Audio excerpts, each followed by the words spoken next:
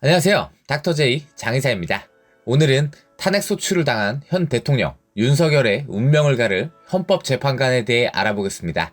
당연히 헌법재판관도 인간이 하는 판결인 이상 그 재판관의 성향이나 판례가 굉장히 중요한데요. 일단 현 시점 8인의 재판관이 확정되어 있고 대통령 탄핵 판결은 그렇게 오래 걸리지는 않을 것입니다. 그럼 이후 대한민국 정세에 키를 쥔 사람들이 바로 헌법재판관들인데 우선 그들을 알아보는 시간을 가지겠습니다. 1. 문영배. 자, 우선 이 재판의 핵심 인물이라고 제가 생각하는 사람들을 먼저 볼 건데요. 바로 이 문영배 재판관이죠. 이 사람은 경남 하동 출신으로 분명하게 진보 성향으로 분류되는 사람이며 무엇보다 전임 대통령 문재인이 임명한 사람이고 결정적으로 법조계의 사조직으로 유명한 호남 중심 진보 성향의 법조인 모임인 우리법 연구회 출신입니다. 그냥 회원도 아니고 회장까지 지낸 사람이죠. 또한 앞서 6인 체제일지라도 탄핵 심판의 사건 심리가 가능하다고 주장한 사람으로 이 사람은 보수 진영 쪽 사람들이 볼 때 탄핵에 앞장설 것으로 우려하는 사람입니다. 2. 이미선. 이 사람은 강원 화천군 출신으로 이 사람도 확실한 진보 성향으로 분류되는 사람으로 노동법의 전문가로 평가받는 사람입니다. 이 사람도 문재인이 임명한 사람으로 임명 당시 이미선 재판관의 남편도 판사 출신인데 자신이 관여한 재판의 기업 주식을 가지고 있어 의혹이 있었고 자신이 13억대 주식을 가지고 있던 회사의 재판을 승소로 판결하고 그 회사의 주식을 추가 매입한 일이 드러나 비난을 받기도 했습니다. 그 회사의 주식을 남편이 11억 넘게 가지고 있었고 이미선 판사 본인이 1억 넘게 가지고 있었다고 밝혀졌죠. 또 미성년자인 자녀 2명의 예금이 합쳐서 1억 원에 육박해 이것도 논란이 되기도 했습니다. 인사청문회 당시 자신은 주식 매입에 대해 잘 모르고 거의 다 남편이 알아서 했다고 해명해 비판을 받기도 했습니다. 마지막으로 중요한 게 이미선 판사의 남편 오충진은 현역 판사 시절에는 앞서 말한 문영배 판사가 회장으로 있던 그 조직 우리법 연구회의 회원이었습니다. 3. 정계선.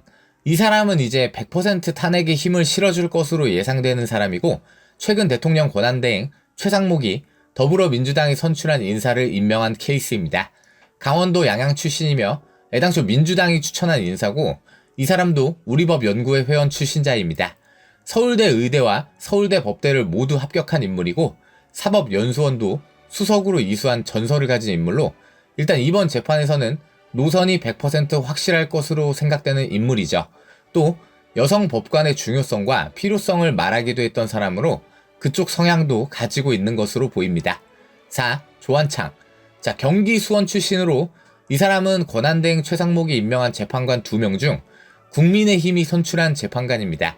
당연히 일단은 보수로 분류되는 사람인데 이 사람은 법관, 즉 판사로 활동하던 사람이 아니고 변호사로 활동하는 중 헌법재판관이 되었습니다.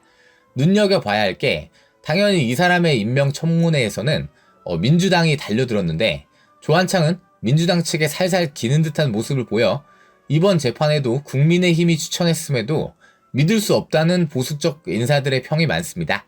그는 부정선거는 아무 근거가 없는 음모론이라고 일축했고 한덕수 권한대행이 법리상 헌법재판관을 임명하는 것이 가능하며 헌법재판관은 빠르게 9명으로 구성되어야 한다고 직접 말했습니다. 5. 정영식. 자, 지금 헌법재판관 중 오직 단 1명 윤석열이 직접 임명한 유일한 헌법재판관으로 강원도 양구 출신이며 현 시점 헌법재판관 구성원 중 100% 확실한 보수 인사라고 볼 수 있습니다. 그는 앞서 탄핵심판 변론 준비 기일에서 탄핵심판 청구의 적법성 자체를 판단할 것을 요구하는가 라고 묻기도 해서 지금 민주당 진영에서는 가장 걱정하는 인물이죠. 이재용 삼성전자 부회장 집행유예를 때린 사람이기도 하며 법관이 보수단체에 기부를 했다고 논란이 있기도 했습니다. 6. 김복형. 경남 거제 출신으로 중도 보수 성향으로 분류되는 사람인데 이 사람은 딱 어느 쪽 성향이다 말하기 어려운 중도적 성향으로 보는 게 맞는 것 같습니다. 대법원장 조희재가 지명하고 윤석열이 임명했습니다. 다만 24년 9월 10일 국회 인사청문회에서 탄핵이 정치적으로 악용되어서는 안 된다는 것은 명확하다 라고 발언한 적도 있었습니다. 7. 정정미. 부산 연제구 출신으로 중도 진보적 성향으로 분류되고 있는 사람이지만 일단 크게는 어느 쪽으로도 쏠리지 않는다는 평가를 받고 있습니다. 다만 이 사람의 재판 의견을 보면 분명히 진보적 성향을 가지고 있는 것으로 보입니다. 국가를 상대로 한 세월호 유가족들의 헌법 소원에도 인용 찬성의 입장을 냈고, 에이즈 감염인들의 전파 위협 행위를 금지하는 법조항에서도 위헌 의견을 냈으며, 동성 군인 간의 분가분가를 처벌하는 군형법도 이건 위헌이다 라는 입장을 내기도 했습니다. 8. 김영두. 전라북도 정읍 출신자로 김명수 대법원장이 지명하고 윤석열이 임명했습니다. 이 사람도 어느 쪽으로 딱 분류할 수 있는 성향은 아니지만 최근 그의 재판 의견을 보면 국가보안법 찬양, 고무죄 조항, 즉 이적단체를 처벌할 수 있는 법안이 분명 합헌이라고 의견을 냈고, 이태원 참사로 인한 이상민 행안부 장관 탄핵안도 기각시켰고, 세월호 유가족들의 헌법소원에도 각하의 한 표를 던진 것으로 모아 보수적 성향을 가지고 있는 것으로도 보입니다. 단 24년 12월 13일 탄핵소추 통과 하루 전날 김영두 헌법재판관과 민주당 4선 중진 의원 서용규 의원이 한국법조인협회 송년회 밤 행사에서 둘이 만나 웃으며 대화하는 기사가 나와 탄핵소추라는 국가적 대사건을 앞두고 헌법재판관으로서 매우 부적절한 처신이라는 비판이 나오기도 했습니다. 지금 일단은 헌법재판관 임명이 보류된 민주당의 추천 인사 마은혁 헌법재판관 후보자는 아예 인천지역 민주노동자연맹 인민노련에서 활동했었던 사람으로 100% 확실한 진보 쪽 인사이며 판사 시절에 노회찬에게 후원기금을 내기도 해서 법원장으로부터 구두 경고를 받았던 사람이기도 하죠. 일단 대통령 권한 대행은 여야가 합의하면 마은혁도 그때 임명하겠다고 해놓은 상황인데, 당연히 국민의힘 입장에서는 달가울 수가 없는 사람이겠죠. 자, 여러분, 이상이 일단 현 시점 확정된 헌법재판관들인데요.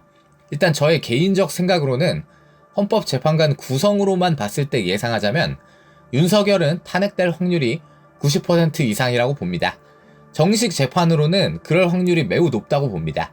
현 시점에서는 전혀 유리할 게 아무것도 없는 구성이라고 할 수 있죠. 여러분은 어떻게 생각하십니까? 대한민국 역사의 두 번째로 정식 재판을 통해 탄핵당하는 대통령이 또 나올까요? 제 생각에는 윤석열을 위해 대놓고 나서줄 법관은 솔직히 정영식 말고는 없어 보이는데요. 당연히 민주당 입장으로는 마은혁까지 포함되어야 유리하고, 원래대로 재판관 9명의 체제에서 탄핵이 판결되어야 그림도 좋을 것입니다. 마은혁이 임명되지 못한다면 8인 체제라고 생각할 때 법제상 원래 9인 중 7인 이상의 재판관이 참석해야 하고, 여기서 9인 중 6명 이상이 탄핵을 인용하여야 한다라고 되어 있으니 8명 중 3명이 탄핵을 기각한다라는 입장이면 윤석열은 부활하는 거고, 아니면 탄핵당하게 됩니다. 도대체 어떻게 될까요? 여러분들은 탄핵이 인용될 거라고 보십니까? 아니면 기각될 거라고 보십니까? 지금 상황은 박근혜 때와는 조금 다르지만 윤석열 본인에게는 아주 좋지 않은 상황이고, 탄핵 정국이 어느 쪽이든 빨리 결론 나지 않으면 대한민국에 있어서도 좋지 않습니다. 대한민국 역사에서 또 하나의 중대한 갈림길이 눈앞에 와 있습니다. 그 열쇠를 쥔 헌법재판관들이 공정하고 합리적인 판결을 하길 바랍니다. 감사합니다.